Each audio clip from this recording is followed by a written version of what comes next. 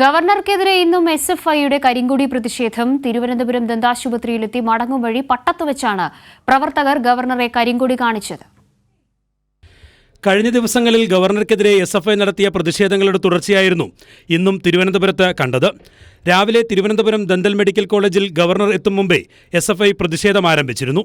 വലിയ ബാനറുകൾ ഉയർത്തിയായിരുന്നു പ്രവർത്തകരുടെ പ്രതിഷേധം. ചികിത്സ കഴിഞ്ഞ് ദന്താശുപത്രിയിൽ നിന്നും തിരിച്ചുപോകും വഴി പട്ടം ജംഗ്ഷനിൽ വെച്ച് ഗവർണറെ എസ്എഫ്ഐ പ്രവർത്തകർ കരിങ്കൊടി കാട്ടി.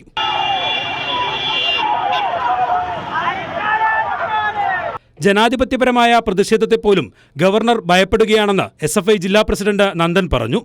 നിലവിൽ ഇവിടെ നമുക്ക് കാണാൻ വേണ്ടി ജനാധിപത്യപരമായാണ് വിദ്യാർത്ഥികൾ സമരം ചെയ്തുകൊണ്ടിരിക്കുന്നത്. അതിനെ വരെ തന്നെ ഒരു മാന്യത പോലും കാണിക്കാതെ ഈ ജീപ്പുകൾ സ്ഥാപിച്ച് അധികാര പരിധി ഉപയോഗിച്ചുകൊണ്ട് ഇത്തരത്തിൽ ജീപ്പുകൾ കൊണ്ട് ഈ സമരത്തിന്റെ ഫ്രണ്ടിൽ അവർ നിങ്ങൾക്ക് ഇവിടെ കാണാൻ വേണ്ടി ഒരു തരത്തിലുള്ള മുദ്രാവാക്യം വിളിയോ ഒരു തരത്തിലുള്ള കരിങ്കൊടി പ്രതിഷേധം കാണിച്ചില്ല. അവരുടെ സർവകലാശാലയ്ക്കകത്ത് അവരുടെ ക്യാമ്പസിനകത്ത് വരുമ്പോൾ അവരുടെ പ്രതിഷേധ രീതി രേഖപ്പെടുത്താൻ വേണ്ടിയുള്ള എല്ലാ അവകാശങ്ങളും വിദ്യാർത്ഥികൾക്കുണ്ട്.